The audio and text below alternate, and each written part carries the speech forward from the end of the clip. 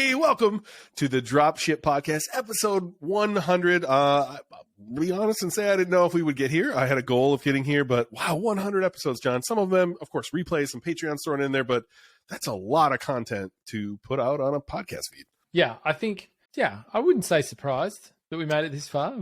But I'm pretty chuffed about that. And, it's been a little over 12 months too. So, just over a year. I think, what did we start in October?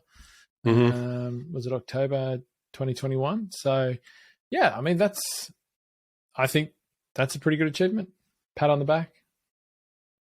Well, the average podcast doesn't even make it to episode 8. So the fact that we're here and you can kind of see it in our numbers, just this huge growth. So, to that point, over 200,000 listens to this point. I wish I had like an actual unique number here to say, but that is so much time people are spending with you and I. Thank you to everyone behind the headphones or the earbuds or the car speakers or whatever you're listening, the TV. Like, wow.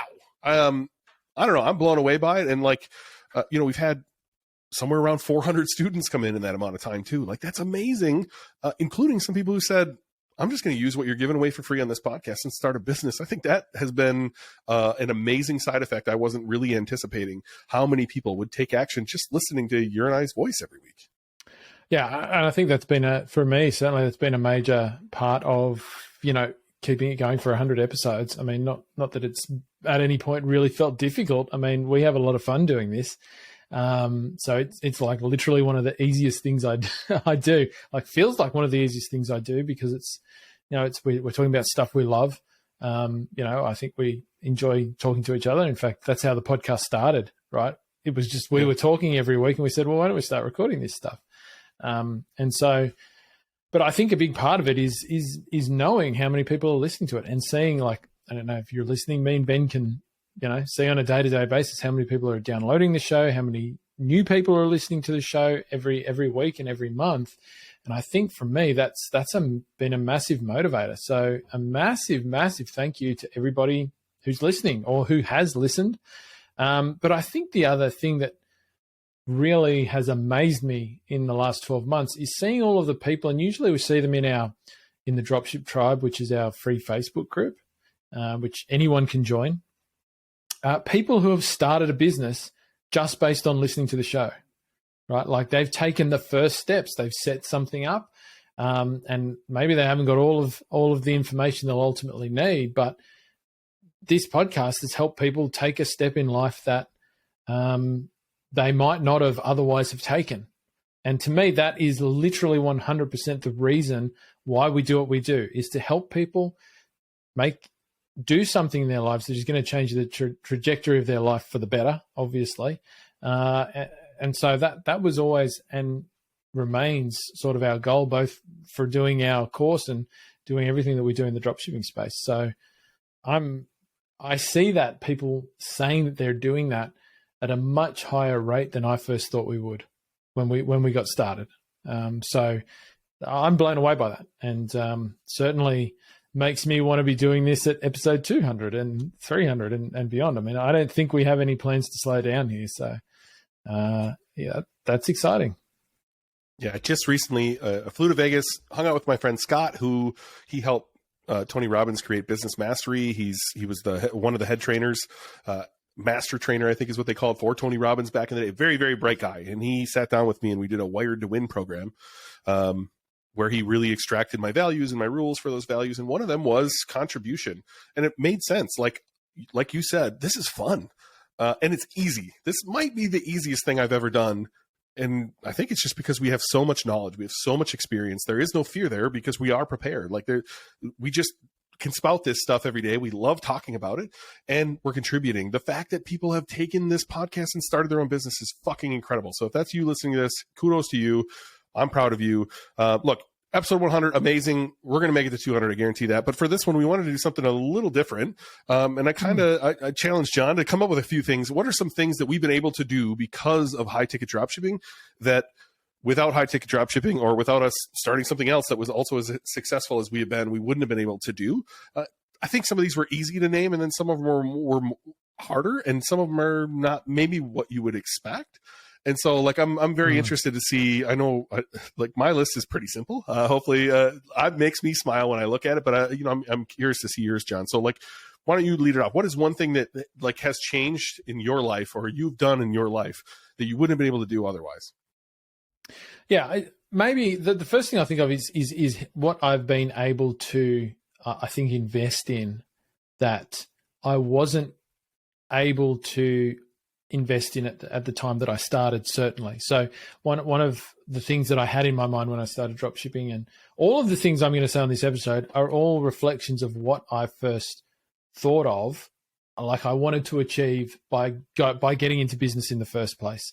I don't have like cool or sexy things, at least not to what some people would think of, but I think they're cool and sexy because they're the things I set out to achieve. And I've done those all better, right? So the first one is like being able to have an amount of money each week or a month or year or whatever time frame that I can invest into things that are not business but that produce a return. So that idea of passive income, building wealth, et cetera, right? So one of the things I've been able to do, certainly at a much greater rate than I could when I had a job. So I had done a little bit of this when I had a job, but now I can do it at a much greater rate, as in I can put more in a shorter amount of time, is real estate. So I've owned a bunch of properties here in Australia over the time since I've been dropshipping, and profits from business and other businesses that I've run since I started dropshipping as well, like online businesses, has enabled me to invest money into real estate. And some of that I own now, and some of that I've bought and sold in the time I've been dropshipping for profit, which then has given me more money to return back into investments. So that's the rate at which I can do that now is way higher than if I was still working in my career. I probably wouldn't be getting paid much more per year because wage growth is pretty stagnant here, right, as it is in most of the Western world. So I would be way behind where I am now if I had have kept working that 9-to-5 job. I feel like we could do a whole episode on this, but like, where else are you putting your money? I'm sure people want to know, like you're making profits. Yeah, sure. You want to get, for me, it was like, I need to get out of debt first, right? But after that, like you better like put your money to work, right? So it can continue working for you so that you can build wealth, like you said. So real estate, my wife and I also would like to do short-term rentals, ideally one in every like city that we love around the country. So we have a place to go when we want to go. Love real estate. Where else are you putting your money, John? Yeah, so a bit of a Smoky from me that most people wouldn't expect. There's an Australian term for you. What's a Smoky? A Smoky. It's like a horse racing term, like a betting term. Like when you bet on a Smoky, it's like one that's got really high odds that you're not expecting to be there, right? So, awesome. So for me, it's like, nice one.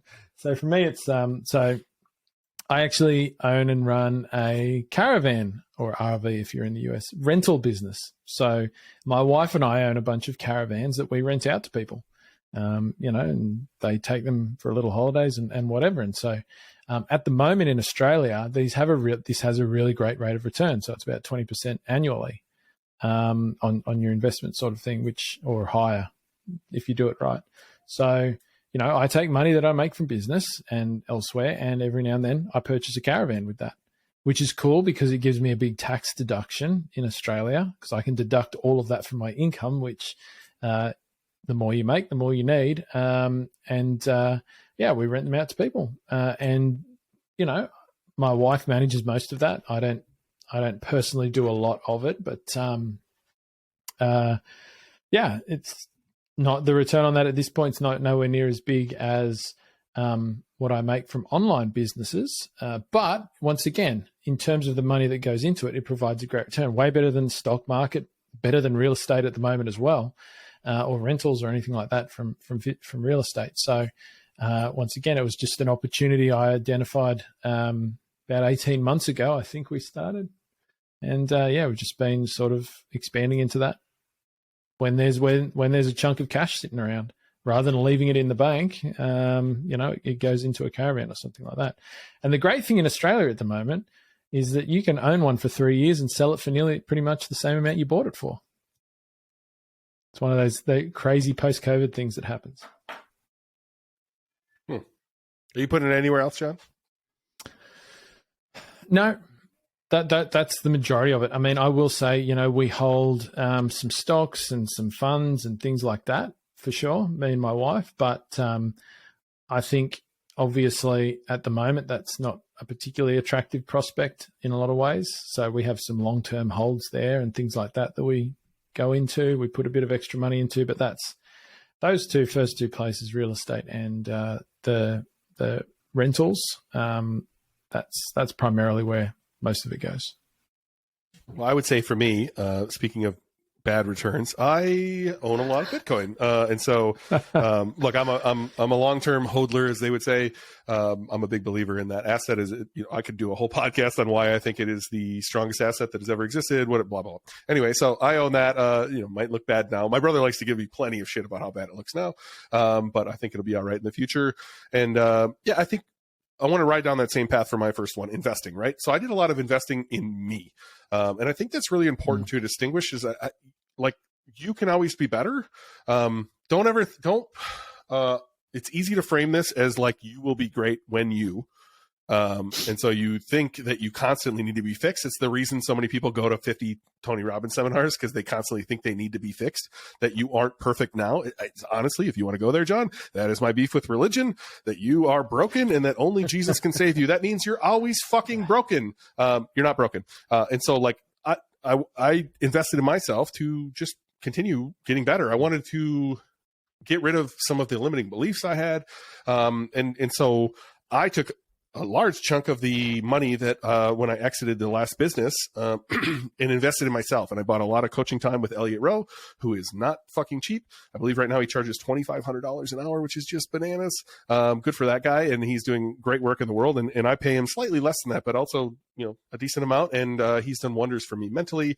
He invited me to his mastermind where I've been able to sit with some of the absolute literal best in the world at what they do, people, which that alone will change your mindset, just being in a room of people like that. I've been able to go to lots of conferences. I go to every e-commerce fuel. If you're in e-commerce fuel, listen to this. I'll see you at the next one. I believe in San Diego in March. I've been able to I went to a conference for Ryan Moran, which led me to meet George Bryan. I joined his mastermind for a year, just investing in myself to get better, because there is no finish line. There's not a point where it's like I've made it. I just want to keep getting better and better at my craft, getting better and better at my mindset, and getting better and better just in business overall. And so I would say that has allowed me to do a lot of this stuff that there's no way I would have done any of that prior to, being in online business and making money from online business. Yeah. I think that's like just as a bit of a sideline comment. I think that's something that anybody who's listening who's close to the start of their journey should take on board is, I think, if somebody's getting into business, the first thing they should be doing is reinvesting in themselves.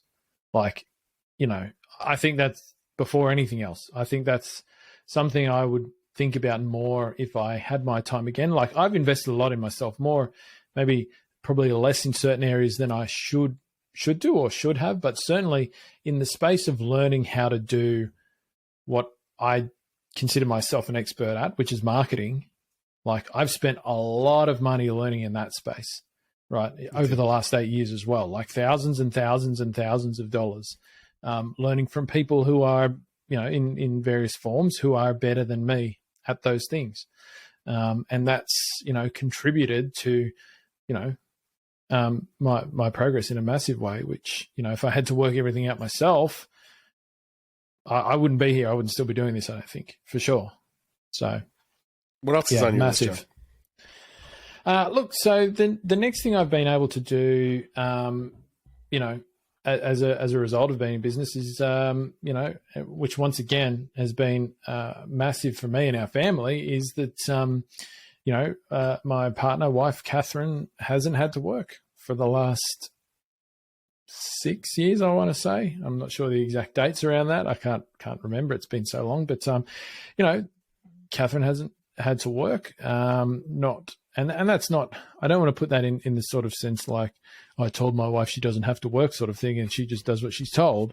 That's not the reality of how that works. If she wants to go and work, she's more than welcome to, or do anything really. She's got that's her thing, right? But the pressure hasn't been there for her to do that. So previously when I started business, both me and her were both working full-time 45 plus hours a week, and we wanted to have more kids and do all of that sort of thing, which obviously is a much harder experience for a working woman than it is a working man, right? So her not having to work to have enough income for the family, which is why she was doing it previously, has been massive for us to be able to expand our family, have more kids, and have them grow up in a fantastic, nurturing environment where there's not that pressure for, and once again, this is not to criticize anybody who does work. You've got to do what you have to do at the time, right? But in terms of what I would consider, the health of our children, the health of our family, that's been like an absolute game changer. I don't think we would have been able to be where we are as a group if we were both still working full time, or even if one of us was working full time in a traditional career. So that was one of the things that I had in my mind to be able to do when I first decided to open my first high ticket dropshipping business. And so that's been the case, and it's still the case, which I think for me is a massive, massive win. Yeah, I'm gonna ride your coattails and say same here, right? So my wife, Heather, told me her dream was to just be a stay-at-home mom. She wanted to be the best fucking mom in the world and be a stay-at-home mom. And at the time, I was like, aspirational of this moment, but I wasn't ready yet either. And then 2020 came, and we had set a date, and COVID shoved her out of her job before we were ready, but it was the perfect time. And then she's just been a stay-at-home mom ever since. And so honestly, a blessing. I can't imagine sending my kid is 17 months old, and to think that he'd be in daycare for like a year now, no, there's no chance. Like, I don't, that doesn't make any sense to me. I enjoy that she's home every day. I enjoy that I can sneak home, or I was working at home for a while, or they can come visit me at the office. And so, retiring her, giving her what she wants in order for her to thrive in the environment she wants to be in has been incredible. Like, I don't know, I'm just super happy for her. I'm happy for us as a family. And to your point, John, I don't think us, or more specifically our children, would be where they are in life if mom wasn't home all the time. Yep. Absolutely. I think another big thing for me that kind of happened in that same year, John, is like, we got to winter in Florida. I can't tell you how long I have been dreaming, and not necessarily Florida. I'm definitely not trying to build up Florida by any means, but like, I can't tell you how long I have hated winter. Every year for as long as I can remember, I would walk outside and be like, why the fuck do we live here? Winter sucks, like really bad. There's nothing good about it.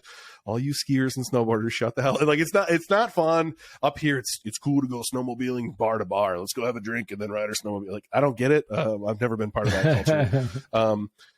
And so like, my whole life I've been like, how do I become a snowbird? And forever I thought the rules around it, the rules I built in my head were that you had to be old. You had to retire so that you could retire to Arizona, to Florida, to New Mexico, whatever it was. And 2020 came around. I had exited that business for a decent chunk of change. I was on a call with Elliot, and I said, he's like, how you doing, mate? And I'm like, oh man, it just dumped a foot. I hate this place. And he's like, so leave. And it just didn't occur to me that I could do this. And I'm like, what do you mean? And he's like, dude, first off, you're rich. Second off, get out. Like, you don't have to be there. Right. And I was like, immediately my brain threw a bunch of excuses at him. School this, whatever. And he was like, your kids are, it's COVID. Your kids are online schooling. Just go. So then we looked, and it was like, honestly, pretty reasonably affordable, if I'm honest with you. And so we went, that was it. And we've done it every year since. In fact, I'm not sure when this one's coming out, the 29th of December. I'll be leaving a few days after that to go do it again. And so it's only been getting longer, which I hope to get even longer and longer and never see some snow in my life again.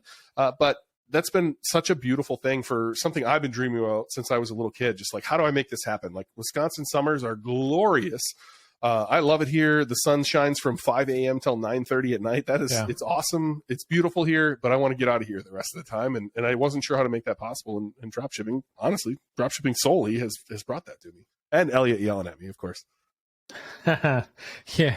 I think I'm a little bit similar in that when I was working my career before I got anywhere with dropshipping, I was very much tied to living in or around a capital city in Australia, right? Because that's where my career was based. I couldn't have lived a long distance away. And the choices of where you can live there, I mean, I was in Sydney at the time, which at the time, once again, was one of the most expensive cities in the world to live in.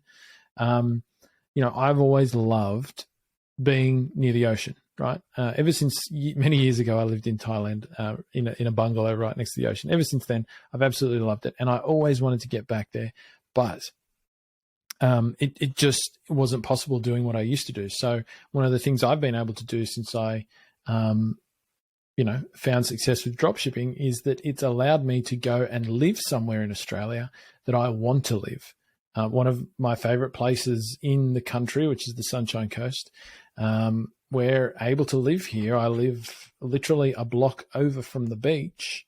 And so if I want to be on the beach every day, I can be on the beach every day. And there is, once again, I have the time freedom to do that, but also I can live here. I don't live near a capital city very close. I don't live in a capital city, and I don't have to be tied to that. And so once again, for me, being able to, like, from a mental perspective and being able to be where you want to be, like that in and of itself, I think enables you to be much more successful as well, because you don't have, there's like, I think if you're not where you want to be, I think there's a lot of inner turmoil that comes along with that, even if you don't recognize it, right? If the place you feel like you have to live somewhere, I think, there's a certain happiness that comes from knowing you are where you want to be, right? And so for me, I think that, once again, one of the things I count as the cool things about what I do is that if that changes, if I said, well, I want to go and live in the snow, like as if, but if that did change, I could do that, right? I could go and move to a different part of Australia where there's lots of snow during winter, and that would be totally fine. I could do that tomorrow if I wanted to. Not, once again, that I would dream of being anywhere else right now, but that for me is being really cool.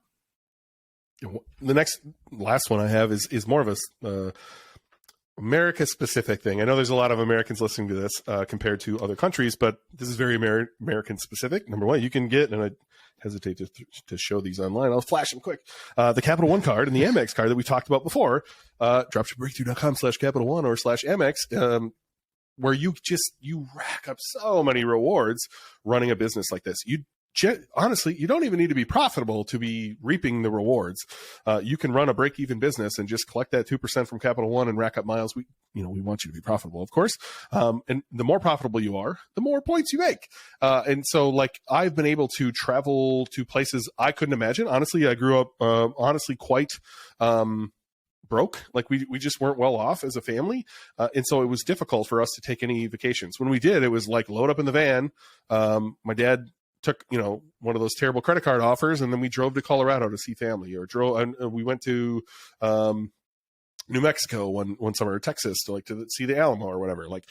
And so I didn't have any aspirations, number one, to leave this country, let alone go to Thailand, which I fell in love with. If you've never been to Thailand, I think you might fall in love too. And I ended up going there 4 times, all for free, all in comfortable seats, sometimes laying down as the points added up. I've been to China. I've been to all of the masterminds I've been part of there in Salt Lake City, or visiting Scott in Vegas, or our business was in Charlotte. I had to go there once a month, and just all of that was free. All of that added up very, very quickly to your Amex points account, where you can transfer to Delta. I'm sure I've done some content on that somewhere on here as far as how to maximize that. But the benefits that you get from that, if you have any sense of adventure, if one of your core values is adventure and you love to travel, you can do some really cool things. And you can bring your family along. I think I talked about on a different episode. We winter in Florida, my wife and the kids fly down there. All 3 kids, even the 1-year-old, gets his own seat in first class because we can, right? The points are there. And so, shout out to Amex for doing what they're able to do for us. And thank you, Alan Walton, formerly a Fly Guy, for teaching me how to move those points around and maximize those and be able to do some really, really cool things. But more importantly, thanks to the business I built that just spits off these rewards that allow me to do really cool things. Yeah, that's awesome. Awesome. What's the last one on your list, John? I know you got one more. Look, I think the last one, certainly, which is, I guess I alluded to before. I mean, once again, which all comes back to what I set out to do in the beginning, which was all, for me, rather than being about massive amounts of money, it was all about time freedom, right? So people know my story. If you've been listening to the podcast for a while, I was working really long hours, lots of commuting, lots of traveling interstate, managing a team around the country and all of that sort of thing. And so I was never at home, right? Maybe like an hour a day when at the time I had one child, when my child was awake. So I'd barely ever see them. And, I thought, well, I want to have more children. And I just can't bear to never see them, right? Like, how am I going to be a good parent?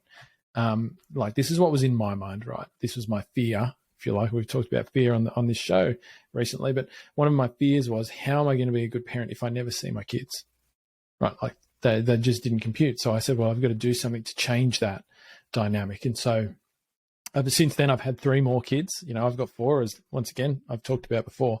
For the last 3, I've been at home literally every day of their life. Majority of that time, I've worked out in an office, yes, that I've had a business office and, all of that sort of thing. But when I go there has been my choice. If I want to stay at home the whole day and yes, do a bit of work from home, but be here for like 4 or 5 hours with my kids rather than 1, I can do that like every day. And I've done that for really, really long stretches of time around when they were born, and on and off, if I need to go and do something with my kids, I just go and do it, which is not something I could ever do before. And so I think for me, probably that if I look at it in hindsight, that's probably my biggest win, or the thing that I think is coolest about this whole journey that I've personally been on and what's come of it to this point, right? It's a continuing journey. It's always a continuing journey, and I'm going to work out new things I want to reach for, and you're always thinking about that. But if I looked back on, what I wanted to achieve when I first started out 8 years ago, and I hit some of these things well before 8 years, I've ticked every box, which to me, there's no flashy stories here, right? With me anyway, there's no Lambos, there's, I don't own a private jet, blah, blah, blah, or any of that garbage. But I've achieved everything I set out to achieve in the beginning. And I think that's, to me, that's success. I think that a lot of people listening to this probably just resonated with that, where they just, want to spend more time with their family. And so thank you. 100 episodes. Thank you so much. If you've listened once, if you listen to all 100, thank you so much for that. Thank you to everyone who started a business from listening to this. We appreciate every single one of you. And so this is our last episode that we are recording for the year. Thank you for joining us in 2022, and I can't wait for 2023.